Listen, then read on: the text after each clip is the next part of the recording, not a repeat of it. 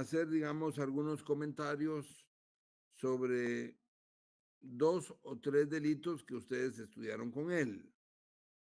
Quisiera que viéramos, para principiar, el artículo 124 de su código. Si me hacen favor, artículo 124.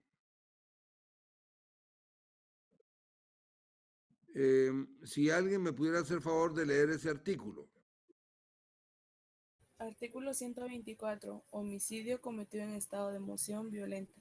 Quien matara en estado de emoción violenta se le impondrá prisión de 2 a 8 años. Muy bien, muchas gracias. Bueno, miren, pues, también nosotros dijimos que habían homicidios atenuados y homicidios agravados. Que los homicidios atenuados, lógicamente, tenían una pena menor y que los agravados tenían una pena mayor, de los 15 a 40 años que tiene el homicidio simple. En este caso, el artículo 124, ustedes ven que la pena es de 2 a 8 años, mientras que el homicidio simple es de 15 a 40. Vean qué gran diferencia. Entonces, estamos ante un homicidio atenuado. Ahora, ¿por qué es un homicidio atenuado? Lo primero que nos teníamos que preguntar al leer ese artículo, cuando dice, quien matara en estado de emoción violenta se le impondrá prisión de 2 a 8 años, ¿qué es lo primero que tendríamos que preguntarnos ahí? ¿Qué es lo primero? ¿Qué es emoción violenta? ¿Qué es emoción violenta? Exactamente. ¿Qué es emoción violenta? Y esto nosotros lo encontramos en el artículo 26. Vean el artículo 26, el numeral tercero. Háganme favor, uno de ustedes léame el artículo 26, numeral tercero, si me hacen favor. Estado emotivo. Obrar el delincuente por estímulos tan poderosos que naturalmente hayan producido arrebato u obcecación. Muy bien, muchas gracias. Entonces, el estado emotivo al que se refiere el artículo 124 se refiere precisamente a esto que aquí acabamos de leer ahora, ¿verdad? La emoción violenta se refiere a este estado emotivo que dice obrar el delincuente por estímulos tan poderosos que naturalmente hayan producido arrebato u obcecación. Bueno, aquí nos volvemos a detener, joven, nos volvemos a detener. Porque si bien es cierto en ese numeral tercero, vean el numeral tercero, artículo 26, hay palabras que habría que ver a qué se refiere la ley, que es arrebato u obcecación, digamos, es un estado de ira, de arrebato, es que se descontrola un poco la persona. En ese lean el numeral 3, léanlo. Hay otra cuestión que es importante ahí que nos puede generar dudas. ¿Cuál es? ¿Qué párrafo nos puede generar dudas de ese numeral tercero? Díganme, léanlo. ¿Qué párrafo nos puede generar dudas?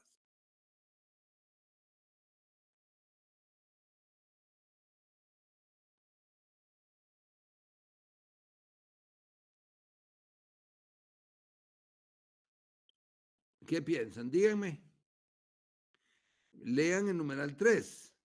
Tal vez la parte de estímulos poderosos, dice, estímulos tan poderosos que naturalmente hayan producido el arrebato. Ah, pero usted me está diciendo todo, mano. Yo solo digo una parte.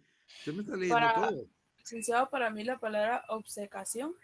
No, por eso les dije, hay que ver qué es arrebato o obcecación, que es como ira. No hay otra parte. ¿Cuál es? En donde ustedes no lo pueden resolver, porque aunque lo lean, no lo pueden, porque ¿a qué se refiere? Estímulos. Pero no solo estímulos, no, tan poderosos. Porque si ustedes se dan cuenta, esa ya es una apreciación, no vamos a decirle subjetiva, pero es una apreciación que es tan poderoso y que no es tan poderoso para decir que es este estado emotivo. qué es tan poderoso y qué no es tan poderoso. Y el artículo 124 solo nos dice quien matare en estado de emoción violenta. Y si bien el estado emotivo dice que actúa por un estímulo tan poderoso, pero ¿cuándo es tan poderoso o cuándo no? Ese es un tema muy importante. ¿Por qué? Porque miren este caso que yo les voy a poner.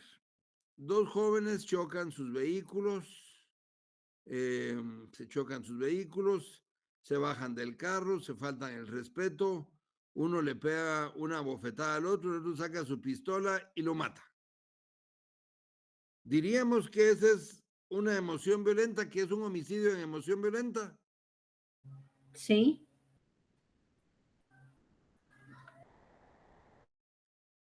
¿Estamos de acuerdo? sí, licenciado, por la ira con Ajá. que Bueno, se dio. Ajá. bueno, miren pues. ¿Por qué les estoy hablando de esto y les estoy haciendo este comentario y esta pregunta? Porque no es como ustedes están pensando inicialmente. Porque no es como ustedes están pensando inicialmente. O sea, por eso los llevé a ese numeral tercero que dice estímulo tan poderoso. Ustedes me podrían decir a mí, va, pero entonces, ¿cuándo es tan poderoso?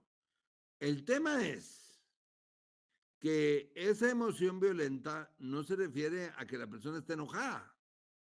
Porque como les decía yo el fin de semana a los alumnos, bueno, nadie va a matar a otro porque esté contento con el otro.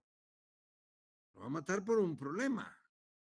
Por ejemplo, el de esos dos jóvenes que chocan, se alegan y uno le dispara al otro. Claro que sí había un problema que se estaba generando ahí, adrenalina, nervios para los dos, enojo, cólera, pero, pero no es esta emoción violenta del artículo 124. Porque si no, cualquiera lo maltrata, lo mata, lo mata en emoción violenta, diría. Todos se matarían en emoción violenta. Nadie mata a otro porque esté contento con otro. Entonces todos se matarían en emoción violenta. No, no, no.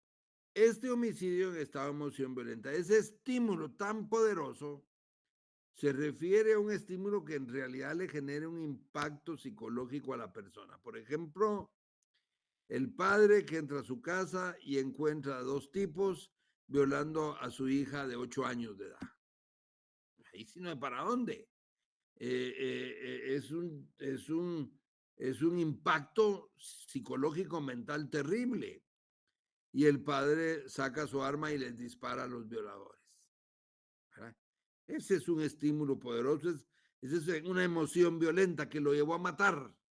Era de tal magnitud. O el cónyuge que encuentra a su esposa o su esposo teniendo relaciones sexuales con otra persona, que son los homicidios pasionales.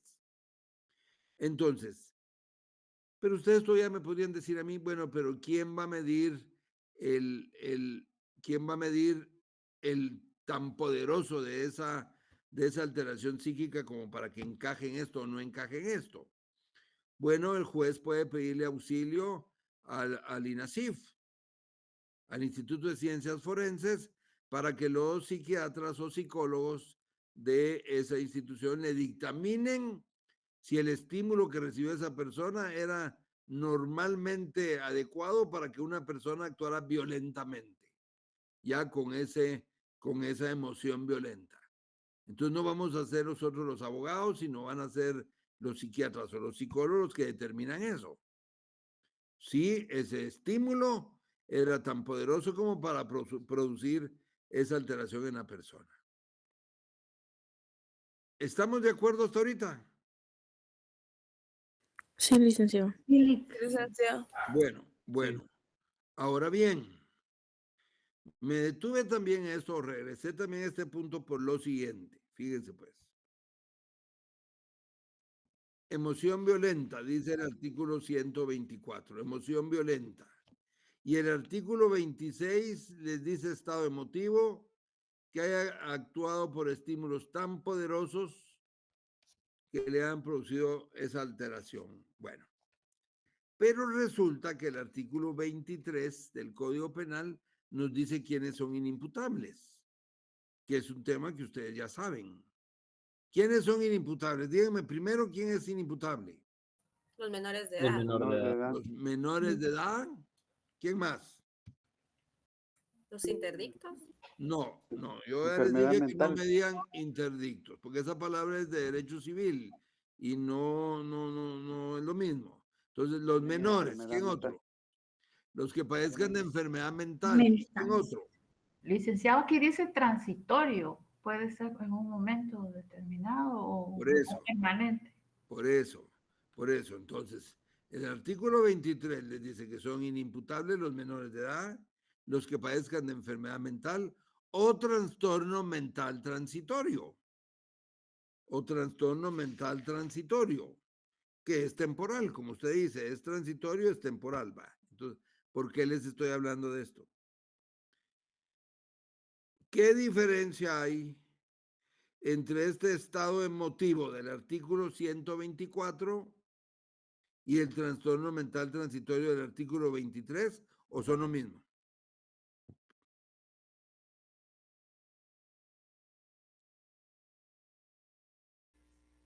No, no pueden ser lo mismo. ¿Por qué no? Porque en la enfermedad mental es una persona que no está consciente de lo que hace, mientras Ajá. que la otra sí.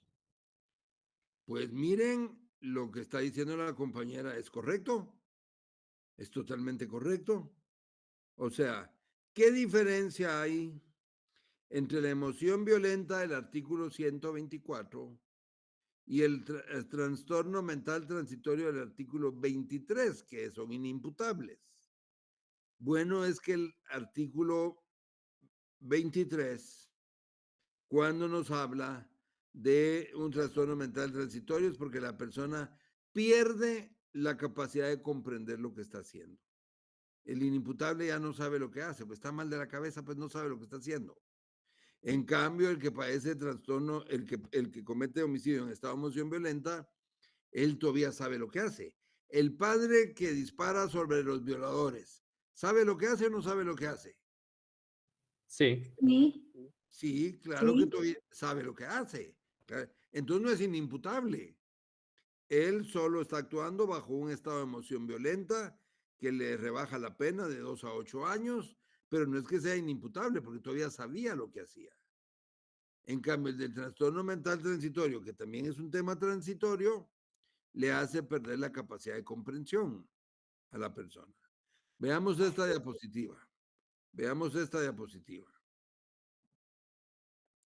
Por ejemplo, nosotros tenemos aquí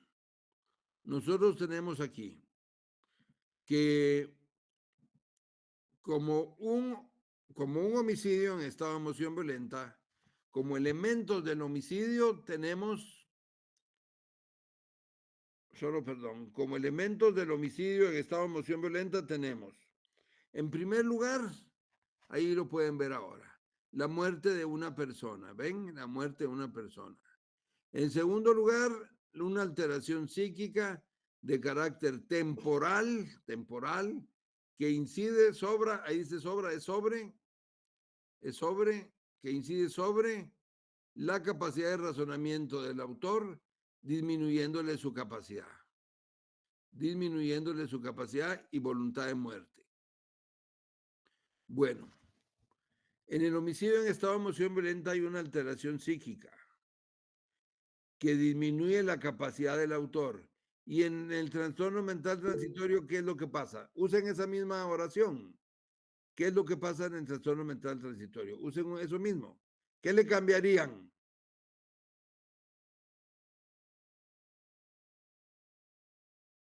Que no tiene capacidad de razonamiento. Entonces, le cambiarían la palabra disminuyéndole y le pondrían eliminándole. Me voy explicando, jóvenes. Me voy explicando.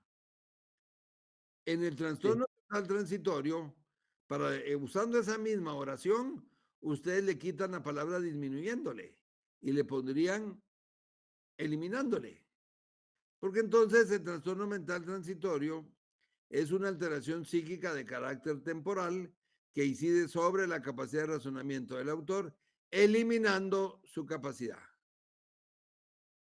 En el trastorno mental transitorio, la persona ya no sabe lo que hace. En cambio, no, en el homicidio en estado de emoción violenta, la persona todavía sabe lo que hace. ¿Estamos de acuerdo? Sí. Sí, licenciado. Bueno.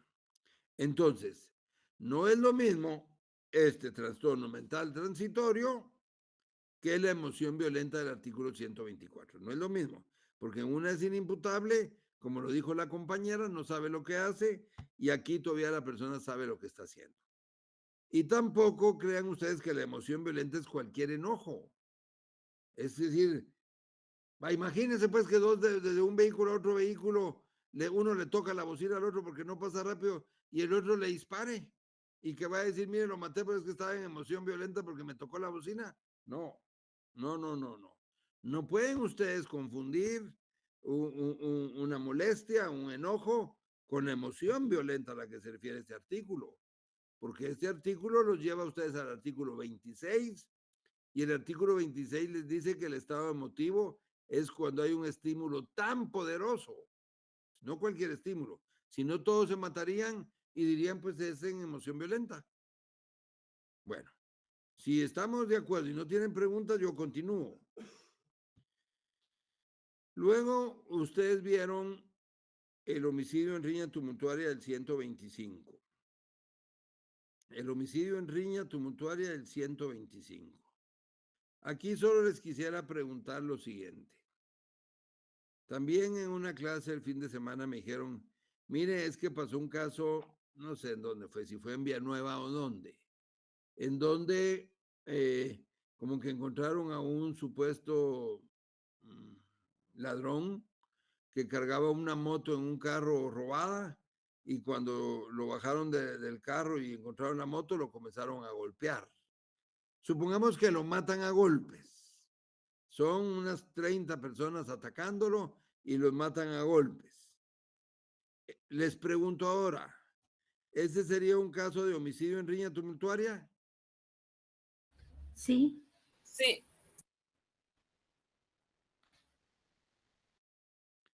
Bueno, pero entonces vamos a hacer mejor lo siguiente. Léanme el artículo 125. Léanme el artículo 125.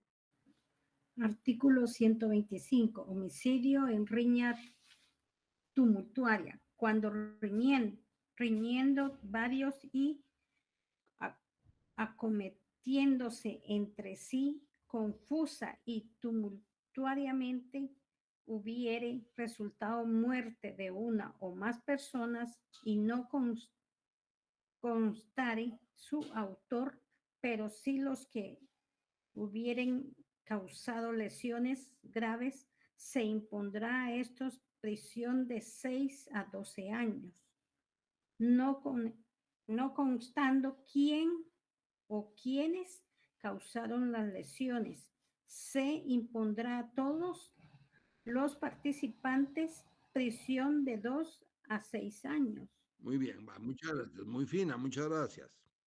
Bueno, ya les puse el caso de donde encuentran a ese que robó una moto y lo bajan del carro y entre 30 lo empiezan a golpear hasta que lo matan. Hay quienes me dijeron que sí es este caso de homicidio en riña tumultuaria. Después de haber leído nuevamente el artículo, ¿reiteramos que ese es un caso de homicidio en riña tumultuaria o no? No. ¿Por qué no? ¿Por qué no? Porque no se están agrediendo entre varios. Exactamente. Exactamente. Exactamente. El artículo les impone a ustedes que haya una riña entre varios. Y el caso que yo les puse no es una riña entre varios, son un montón contra uno. Ese es más un linchamiento que es un asesinato. No, aquí el homicidio en riña tumultuaria es cuando riñendo varios y acometiéndose entre sí, o sea, atacándose entre sí, pero entre varios. confusa y tumultuariamente resulta la muerte de una persona y no consta quién lo mató. Pero sí los que causaron lesiones graves, a todos se les impone de 6 a 12 años. Es un partido de fútbol, se empiezan a pelear dos jugadores, se mete todo el equipo, se mete la porra y se arma un zafarrancho donde ya no sabemos ni quién es quién y resulta un muerto. Pero sí consta por el uniforme de los jugadores quiénes eran los que estaban agrediendo al que después resultó muerto.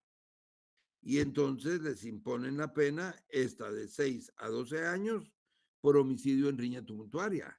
Pero no confundan esto con los linchamientos, porque con el linchamiento no hay riña. En los linchamientos son todos contra uno y eso se llaman asesinatos, porque no hay delito de linchamiento, es asesinato. Pero el homicidio en riña tumultuaria sí requiere que sean unos contra otros, confusa y tumultuariamente. ¿Estamos de acuerdo, jóvenes? Sí, licenciado. Sí, licenciado. Vaya, vaya. Ahora entonces yo quisiera hacerles una pregunta. ¿Por qué el homicidio en riña tumultuaria es un homicidio atenuado? ¿Por qué el homicidio simple del 123 tiene de 15 a 40? ¿Y por qué el homicidio en riña tumultuaria tiene de 6 a 12? Mucho menos que la mitad del homicidio simple. ¿Por qué el homicidio en riña tumultuaria es un homicidio atenuado? ¿Por qué? No había intención de asesinar. Vamos a ver. Está cerca, pero no exactamente bien. ¿Alguien más? Porque fue entre una confusión ¿Y qué más? Que no hay quien, y un autor. tumultuaria. Exactamente, exactamente. Porque no se sabe exactamente quién lo mató. Porque no se sabe exactamente quién lo mató.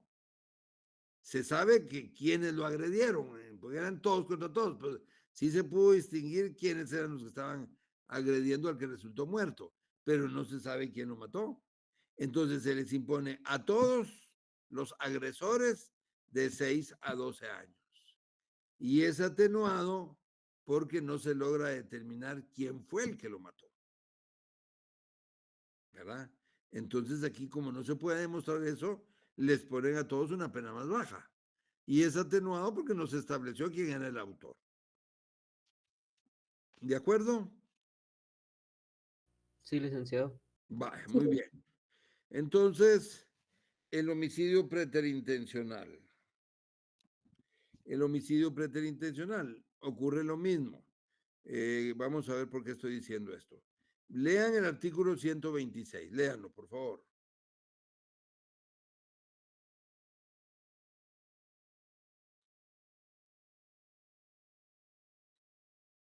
Artículo 126. Homicidio preterintencional. Quien cometiere homicidio preterintencional será sancionado con prisión de 2 a 10 años. Muy bien, muchas gracias. De 2 a 10 años.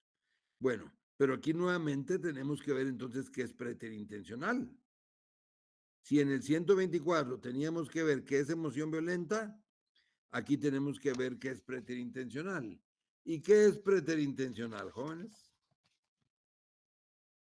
No haber tenido intención de causar un daño de tanta gravedad como el que se produjo. Muy bien. Muy bien. El numeral sexto del artículo 26, numeral sexto del artículo 26 les dice preterintencionalidad. No haber tenido intención de causar un daño de tanta gravedad como el que se produjo. Entonces, ese es un homicidio preterintencional. ¿Qué quería entonces? ¿Qué era lo que quería el autor del homicidio preterintencional? ¿Qué quería? Causar un daño Causar menor. lesión. Causar lesión. Pero se le fue la mano. Le pegó un empujón y el otro se fue para atrás y pegó en la cabeza en la banqueta y se muere. Pues no lo quería matar del empujón. O alguien le dispara al pie a una persona para herirlo y resulta que el herido es hemofílico y se desangra. Pues no lo quería matar de un balazo en el pie, pero lo que pasa es que es hemofílico y se desangró antes de llegar al hospital. Estos son homicidios preterintencionales. La persona quería lesionar, pero se le fue la mano y lo mató. Ahora, ¿por qué este homicidio preterintencional es un homicidio atenuado? ¿Por qué?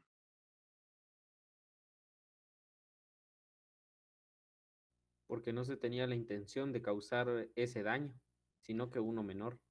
Exactamente. ¿Por qué es un homicidio atenuado? Porque no se tenía la intención de matar. Se quería lesionar. Y el resultado fue más grave, entonces por eso es un homicidio atenuado.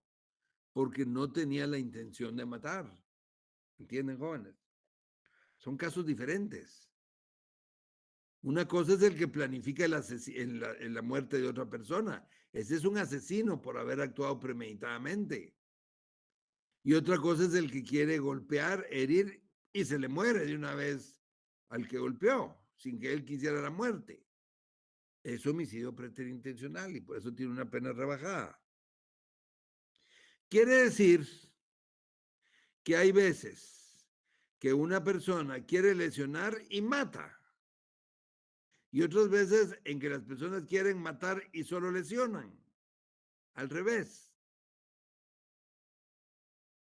Si una persona quiere lesionar, pero mata, ¿qué delito es?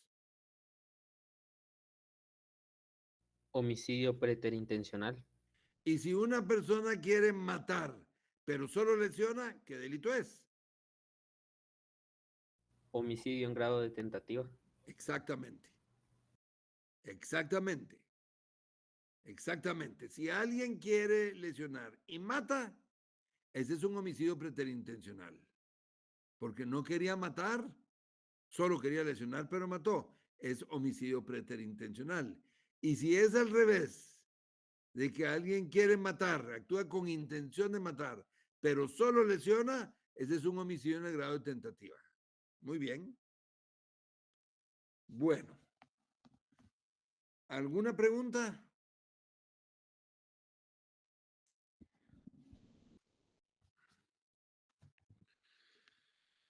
Bueno, si no hay preguntas, el siguiente delito que vieron es el homicidio culposo del artículo 127.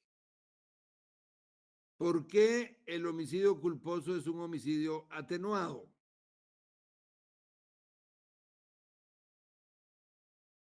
Porque no hay intención. ¿Y qué es lo que hay entonces?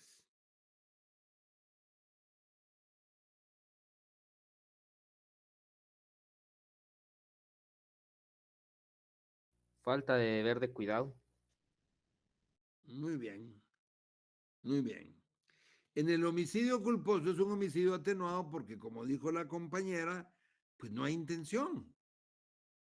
No hay intención. Entonces, es atenuado porque no hay dolo. Pero entonces, ¿por qué es delito?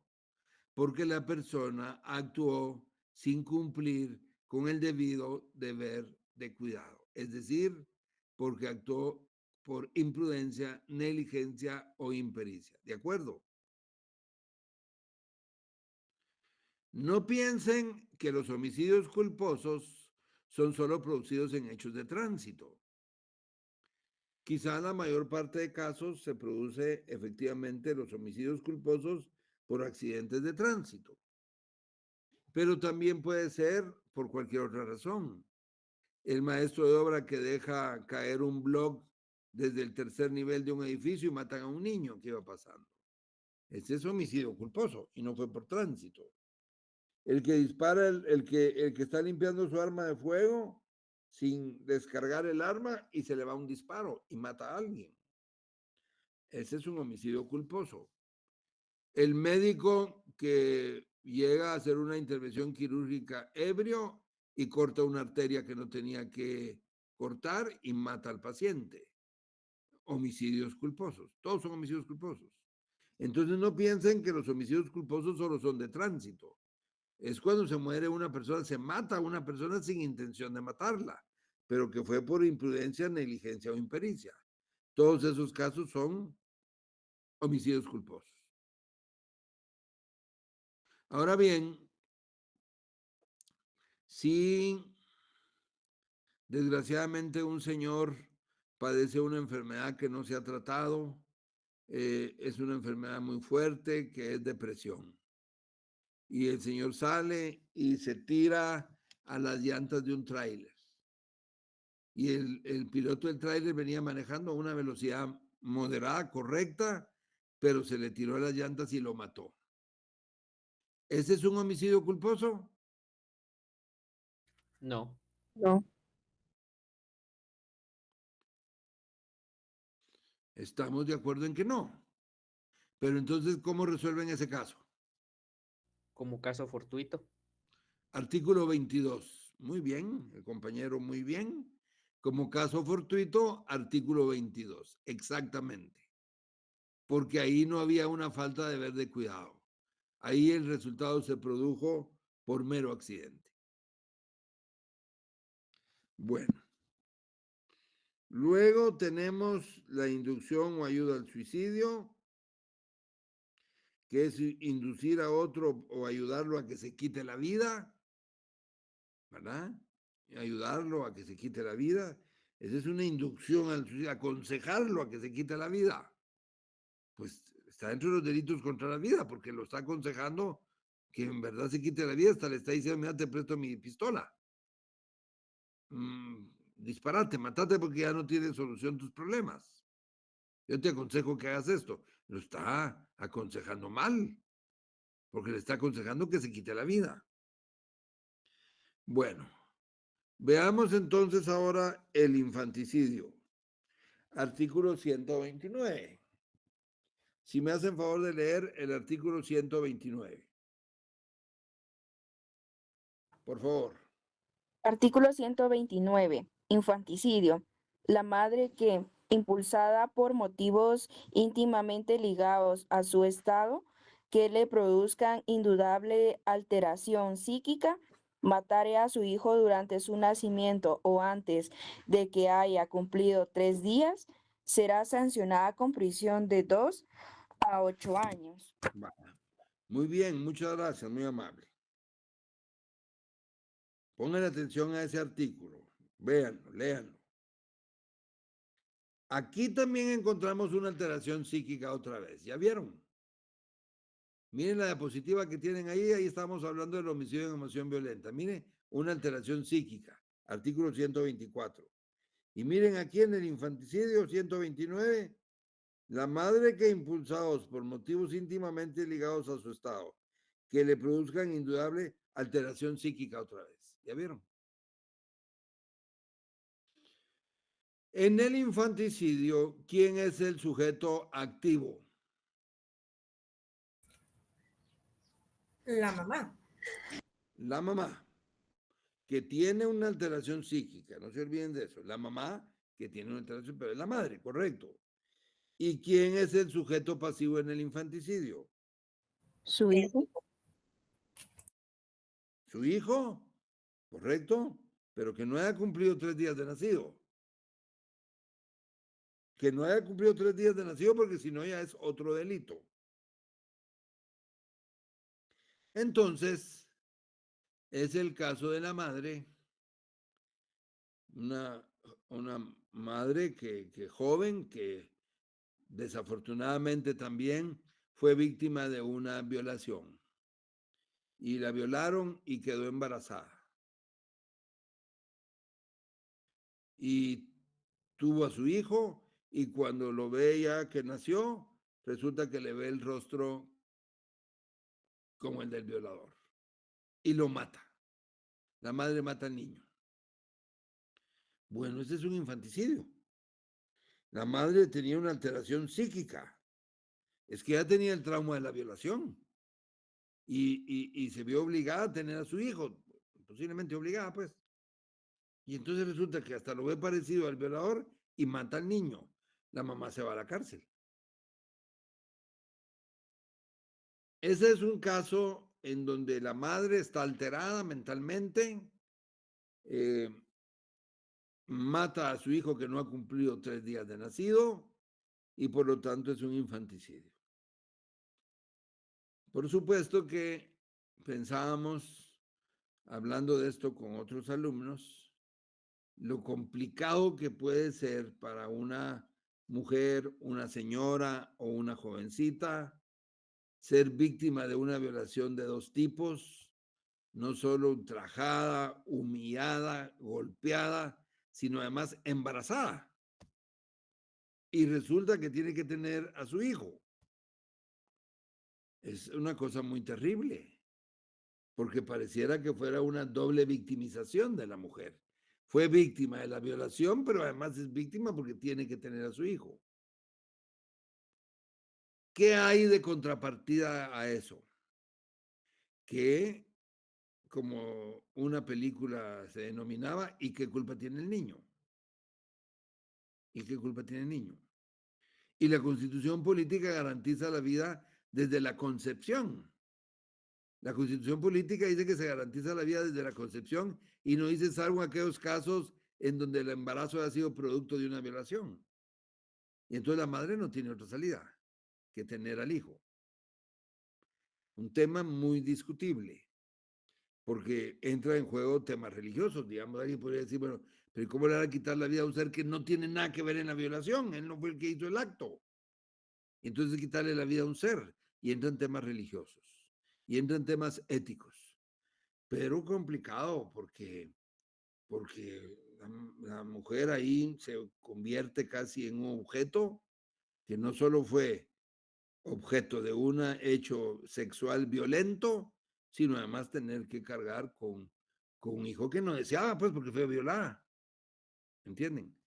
Pero en Guatemala no hay una solución a eso, porque en Guatemala solo hay primero en Guatemala existe el delito de aborto, porque la Constitución política garantiza la vida desde la concepción. Y solo hay un caso en donde se permite a la madre abortar. ¿Cuál es ese caso? Cuando se pone en riesgo su vida. Cuando se pone en riesgo su vida. Es el único caso, exactamente. Es el único caso en donde los médicos, para salvar a la vida de la madre, dictaminan que hay que quitarle la vida al feto. Porque si no, se pueden morir ambos, seguro. Entonces, es el único caso de excepción. Pero el infanticidio, entonces, es la muerte que produce la madre a su propio hijo antes de que cumpla 3 días de nacido. ¿Alguna pregunta? Licenciado, disculpe, Sí. esta alteración psíquica, también podemos ver el caso de las madres que tienen una depresión postparto. Ese es el caso. Ok. Ese es el caso exactamente, ¿hoy? Muy bien. ¿Alguna otra pregunta? Licenciado, me llamó la atención donde dice íntimamente ligados a su estado. Ajá. Tiene que ser necesariamente asuntos relacionados con el embarazo, ¿verdad? Pero no puede ser alguna otra situación. No, fíjese que no. Es buena observación la que usted está haciendo, porque en realidad lo que llamaría la atención ahí de la redacción de ese artículo es que está impulsada por motivos íntimamente ligados a su estado. ¿A qué estado? Al estado de embarazo, exactamente.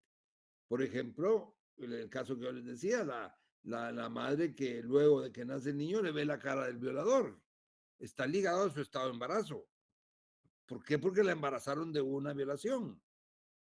Y como usted bien dice, no puede ser por otras causas no ligadas a su estado de embarazo. Exactamente como usted dice. Muy bien. ¿Alguien más? Bueno, veamos entonces el artículo 130, suposición de muerte. Leamos, por favor, el artículo 130.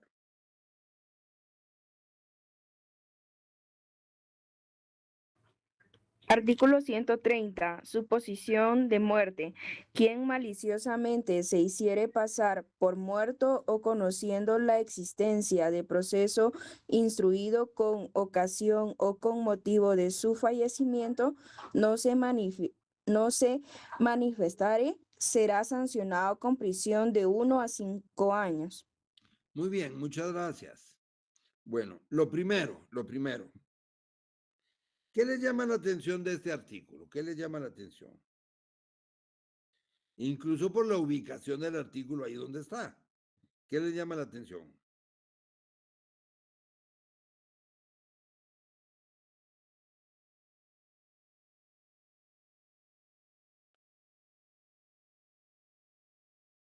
Maliciosamente. Sí, está bien, pero hay algo más, hay algo más. El que se hace pasar por muerto. ¿Cómo? El que se hace pasar por muerto. Sí, pero ¿qué le llama la atención de la ubicación de ese artículo aquí? Conociendo la existencia de un proceso instruido con ocasión Sí, o motivo de su fallecimiento. sí, pero mire, pero ¿saben qué? ¿Cuál es el punto que veo yo? Es que no hay muerto. Todos los artículos que hemos visto son los delitos contra la vida. Y como son delitos contra la vida, tiene que haber alguien que muere. Este más parece un fraude, porque aquí no hay ningún muerto, más bien se quiere pasar de vivo porque se está haciendo el muerto. Quien maliciosamente se hiciere pasar por muerto. Entonces, aquí no es un delito contra la vida. No es un delito contra la vida porque la pena que se le impone a esa persona no es por atentar contra la vida, sino mató a nadie, sino es por haber querido engañar, porque malintencionadamente se hace pasar por muerto. ¿Por qué? Porque lo están procesando, porque tiene muchas deudas, por lo que sea.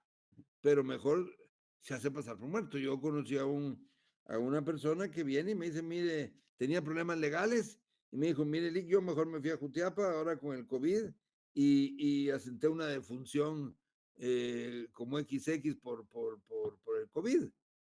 Y después asentó la defunción de que había fallecido la persona. Él mismo se fue a inscribir como muerto y cargaba la certificación de defunción. Pero ahí no es muerto, ahí se está pasando de vivo en realidad porque solo se está haciendo pasar por muerto. Se llama suposición de muerte de alguien que está fingiendo haber fallecido. Bueno, ¿alguna pregunta, jóvenes? Bueno, si no tienen preguntas, vamos a ver ahora entonces unos... Perdón, licenciado. Dígame. Sí, en el caso, en el artículo anterior del infanticidio, ese también es un homicidio atenuado, ¿verdad? Es homicidio atenuado. Es homicidio atenuado. Tienes razón. ¿Y por qué es atenuado ese homicidio? Díganme por qué es atenuado ese homicidio. Porque hay alteración psíquica. Porque hay alteración psíquica, correcto. Porque la madre tiene una alteración psíquica, exactamente. Y por eso se atenúa la pena y es un homicidio atenuado, correctamente. Muy bien. Veamos ahora entonces un poco de los homicidios calificados. Aquí los que vienen ahorita ya no son homicidios atenuados. Estos ya son lo contrario. Perdón, Lick, ¿Sí? me surgió la duda, como en el artículo 130, donde dice de la suposición de muerte. O sea, dice prisión de 1 a 5 años, así como en el caso, en el ejemplo que usted decía de la persona que legalmente ya no existía, ¿cómo es posible que puedan dar una prisión a alguien que ya no existe legalmente, ¿verdad? Ah, no, pero no. Bueno, vamos a ver, está bien lo que está preguntando, está bien lo que está preguntando. Sí, pero no es que esté muerto legalmente, está sentado en una defunción ilegalmente porque es falsa, porque la persona todavía existe. Entonces, esa defunción debe anularse porque es falsa, porque fue una declaración de un médico que es falsa, de que no murió la persona, o como este muchacho me dijo que aprovechándolo del COVID, en donde no había muchos requisitos para inscribir las defunciones, él mismo se fue a sentar como difunto. Pero la persona está viva y entonces lo condenan y anulan la inscripción de la defunción porque es nula, porque es falsa. O sea, aunque hayan certificado ahí que Sergio Batres ya era fallecido, resulta que Sergio Batres está vivo y con las pruebas dactilares se demuestra que es la misma persona y testigos de un montón de formas. Y entonces esa certificación de defunción, ese asiento de defunción queda nulo en el RENAP y todo, y eso tiene que quedar nulo porque es falso. ¿Oye? Gracias. Muy bien.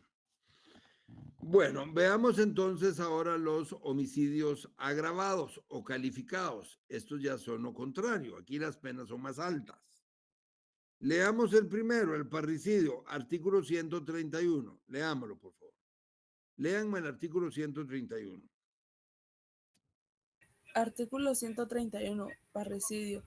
quien conociendo el vínculo matare a cualquier ascendiente o descendiente, a su cónyuge o a la persona con quien hace vida marital, será castigado como parricida con prisión de 25 a 50 años. Ahí nomás. Aquí en- Muy bien. Ahí nomás. Ahí nomás, ¿verdad? ¿Estamos ahí? Vaya. Entonces, gracias. Entonces, aquí la pena es de 25 a 50 años. Fíjense que aquí a este parricidio, como el asesinato, son los delitos con penas más altas. Tiene pena de 50 años, que es la pena máxima en Guatemala. Entonces, es parricida. ¿Cuáles son los elementos del delito? Vean ahí en la diapositiva, vean en la diapositiva. Primero, dar muerte a un ascendiente o descendiente o cónyuge. Segundo, conocimiento de un vínculo de sangre. Y tercero, voluntad criminal. Aquí, este es un homicidio agravado. ¿Por qué este homicidio es agravado? Díganme por qué. Por la relación que existe con la persona que mató. Exactamente por el desprecio al parentesco. Porque se está despreciando el parentesco matando a la persona aquí descrita. Y entonces por eso la pena es más alta. No solo porque mató a alguien, sino porque es su papá. Entonces la pena es mucho más alta. Este es un homicidio calificado y se llama parricidio. Ahora bien, dos hermanos se alegan, uno le empuja al otro y el otro le dispara y lo mata. ¿Este es un parricidio? No, ¿Por qué no? porque el artículo menciona ascendientes o descendientes de la persona y son hermanos. Correcto. Muy bien, muy bien. Porque el hermano, sí, porque el artículo no dice quien mate a un pariente. Porque a mí me decían el fin de semana que si era ese un parecido porque había matado a un pariente. Es que el artículo no dice quien mate a un pariente. El artículo dice quien mate a un ascendiente o descendiente, no un pariente. El hermano, claro que es un pariente, pero no es ni ascendiente ni descendiente. Aquí se refiere en la línea recta de ascendencia y descendencia. No los hermanos, no los tíos, no los primos, sino es una relación de línea directa de ascendientes y descendientes, abuelo, bisabuelo, papá, hijo, etcétera. ¿De acuerdo? Es ascendiente o descendiente, jóvenes, no cualquier familiar. Bueno, ahora yo les preguntaría, Juan adopta un niño y lo adopta como su hijo. Lo adopta como su hijo, lo inscribe en los registros correspondientes, como su hijo lleva el apellido del papá. Es su hijo adoptivo. Si por X motivo Juan mata a su hijo adoptivo, ¿comete parricidio o no? No, licenciado, porque no hay vínculo de sangre. Correcto. Muy bien. Miren pues, muy bien lo que usted me dijo. Muy bien, miren pues. Es cierto de que los hijos tienen los mismos derechos, tanto los adoptivos como los hijos naturales. Tienen los mismos derechos y obligaciones. De acuerdo. Pero si van ustedes al diccionario de la Real Academia Española, ascendiente o descendiente, según el diccionario de la Real Academia Española, es un vínculo de sangre.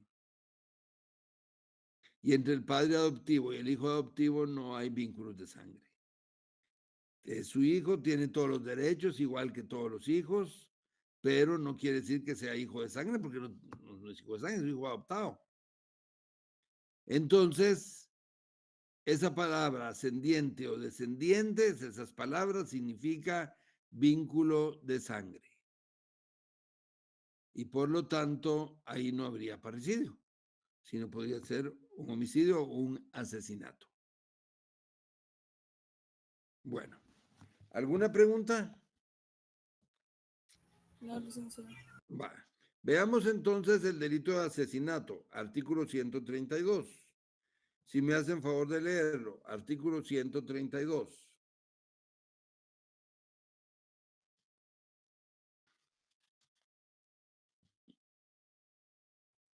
Artículo 132. Asesinato. Comete asesinato quien matare a una persona. Primero, con alevosía. Segundo, por precio, recompensa, promesa, ánimo de lucro. Tercero, por medio o en ocasión de inundación, incendio, veneno, explosión, desmoronamiento, derrumbe de edificio u otro artificio que pueda ocasionar gran estrago. Cuarto, con premeditación conocida. 5, con ensañamiento. Sexto, con impulso de perversidad brutal. 7, para preparar, facilitar, consumar y ocultar otro delito o para asegurar sus resultados o la inmunidad para sí o para copartícipes o por no haber obtenido el resultado que se hubiere propuesto al intentar el otro hecho punible. Octavo, con fines terroristas o en desarrollo de actividades terroristas. Al reo de asesinato se le impondrá prisión de 25 a 50 años. Muy bien, muchas gracias, muy bien. Vale, entonces miren, pues, jóvenes. Primer lugar, para que exista asesinato no es necesario que se den los 8 numerales que ahí aparecen en el artículo. Para que exista asesinato, basta que se dé uno de esos numerales, ¿de acuerdo? El que mata con alevosía, ese ya es un asesino. El que mata con premeditación es un asesino. El que mató a un testigo para ocultar un delito es asesino. No es necesario que sean los 8. Basta con que se dé uno de esos numerales para que el delito sea asesinato. ¿Qué es alevosía? ¿Qué es precio recompensa? ¿Qué es premeditación? ¿Qué es ensañamiento? Eso ustedes lo encuentran en el artículo 27. En las agravantes. Encuentran eso, artículo 27. ¿En qué numeral aparece la alevosía? Del artículo 27. Numeral 2. Segundo. Numeral 2. ¿En qué numeral la premeditación conocida? En el tercero. En el Ah, no, tercero. perdón. Sí, perdón. Va. ¿En qué numeral aparece el ensañamiento? En el séptimo. Bueno, ¿se dan cuenta? Entonces, la mayor parte de estos numerales, ustedes lo encuentran en el artículo 27. Ahí les dice que es alevosía y les dice que es cada uno de estos conceptos. Por ejemplo, veamos uno. Veamos en el artículo 27 qué es la premeditación conocida. Veamos, por favor.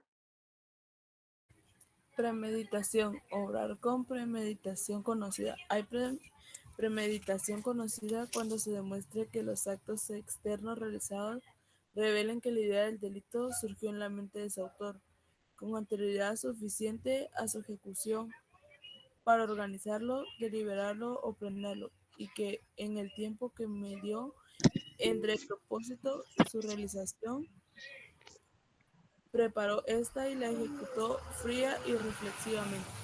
Muy bien, muchas gracias. Eso es premeditación conocida. Haber actuado fría y reflexivamente para planificar el delito. Si los dos sujetos que les dije que chocaron sus carros se bajan, se alegan y uno dispara y mata al otro, ¿ese será un homicidio simple o un asesinato? Homicidio simple. Es un homicidio simple. Y si una persona es contratada para matar a otra persona, le pagan para matar, y lo vigila y lo controla para matarlo en la noche, en el lugar más oscuro camino a su casa, Este era ¿será homicidio o asesinato? Asesinato. Asesinato. Ese es un asesinato. Es un asesinato porque no solo actuó planificando, sino por precio o recompensa. Bueno, no es necesario que sean las dos, solo con que lo haya planificado ya es asesinato. porque con uno de esos numerales el delito ya no es homicidio, sino se convierte en un asesinato. Bueno, si no tienen preguntas, miremos el último delito entonces. Licenciado, disculpe. Dígame. Y así como en estos casos, si por ejemplo se actuara con alevosía, pero hacia un ascendiente o descendiente, ¿lo podríamos calificar como un asesinato o como un parricidio? No, siempre es parricidio. Siempre es parricidio, solo que con agravantes. Entonces, en lugar de ponerle la pena más baja para el parricidio, que es de 25 años, si tiene agravantes, usted le va a poner 50 como juez por las agravantes. O sea, su pregunta es muy importante, que además me ayuda para la siguiente pregunta. Miren pues, si el papá está limpiando el arma de fuego en su casa y la está limpiando un domingo en la mañana y no descargó el arma, se le dispara y mata a su hijo. El papá mató a su hijo. ¿Es parricidio o es homicidio culposo? Homicidio culposo. Homicidio culposo. Homicidio culposo. Es homicidio culposo. No es parricidio culposo, porque no existe el parricidio culposo. Ya quedamos con ustedes hace 8 días que los delitos culposos son solo los que están expresamente en la ley. Entonces, el caso ese del padre que se le dispara el arma y mata al hijo es un homicidio culposo, porque fue sin intención. ¿De acuerdo? Bueno, veamos pues entonces, dígame. Perdón, ahí en el numeral 3 del asesinato, donde habla de la explosión. En el caso de una explosión de un tambo de gas, vamos, tomaría también como asesinato allí. Ahora, esa explosión del tambo de gas, ¿se provocó con intención de matar a la víctima? No, por ejemplo, no, sino que de pronto, por ejemplo, entran a la casa y de pronto hay fuga de gas y hay una explosión repentina, ¿verdad? Buena pregunta también, buena pregunta también. Si está una persona cocinando y se le olvida apagar la hornilla, o la apaga, pero al mismo tiempo luego mueve la hornilla y queda una fuga de gas. Luego entra otra persona a la media hora y enciende un fósforo y estalla. Y se da la explosión del tambo y la persona muere. Al responsable de haber dejado esa fuga de gas en la estufa, ¿ustedes la procesarían por asesinato o por homicidio culposo? Homicidio culposo. Homicidio culposo. Homicidio culposo, exactamente, porque no hay intención. Por eso le pregunté al compañero, ¿con intención o sin intención? Si usted me hubiera dicho que con intención la persona provocó ese estallido, entonces sí es asesinato, oye, porque cae en que por medio o en ocasión de inundación, incendio, veneno, explosión, si es intención, si es intencional, es asesinato. Si es sin intención, como lo acabo de mencionar hace un rato, es homicidio culposo. Bueno, veamos entonces ahora el 132 bis. Si me hacen favor, 132 bis.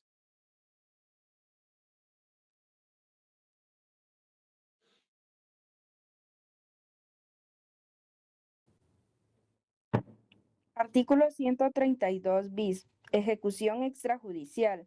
Comete el delito de ejecución extrajudicial quien, por orden, con autorización, apoyo o adquisición de autoridades del Estado, privare en cualquier forma de la vida a una o más personas por motivos políticos, en igual forma comete dicho delito el funcionario o empleado público, perteneciente o no a los cuerpos de seguridad del Estado, que ordene, autorice, apoye o dé la aquiescencia, gracias, para la comisión de tales acciones.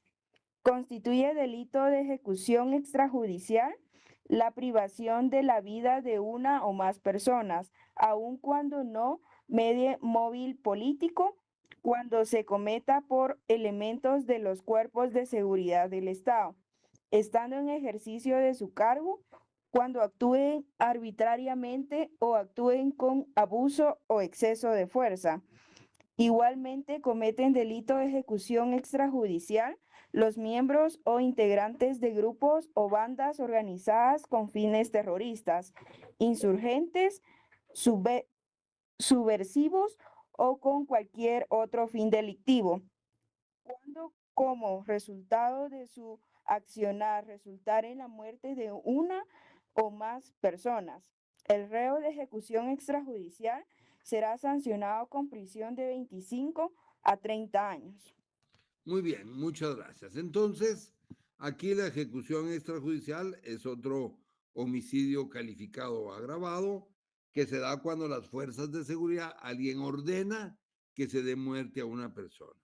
Aquiescencia significa con aceptación de la autoridad de que se mate a una persona, sea por fines políticos o no, o bien personas integrantes de organizaciones subversivas. El tema es que tiene que estar el Estado de por medio con autoridades vinculadas a las fuerzas de seguridad y generan una orden de muerte. Eso se llama ejecución extrajudicial, que es el último de los delitos agravados que aparecen en nuestro código. Bueno, ¿alguna pregunta, jóvenes? Muy bien. Bueno, licenciado, perdón. ¿A qué se refiere cuando dice bis? Yo entiendo que es 2 veces, pero aquí es como que es otro delito el que... Exactamente, es otro delito, otro artículo. Y para identificarlo y no alterar todo el orden de los artículos, el legislador le pone artículo 32 bis o artículo 132 ter, refiriéndose a un tercero. Aquí es porque es un segundo artículo 132. Gracias. Muy bien, jóvenes. Entonces, me alegra saludarles. Esos serían los delitos que miraríamos ahora y luego ya nos tocan los delitos de aborto, que son los delitos que atentan contra la vida intrauterina. Que tengan una feliz tarde, pues me alegra saludarles. Muchas gracias, licenciado. Feliz tarde, Lic. Licenciado.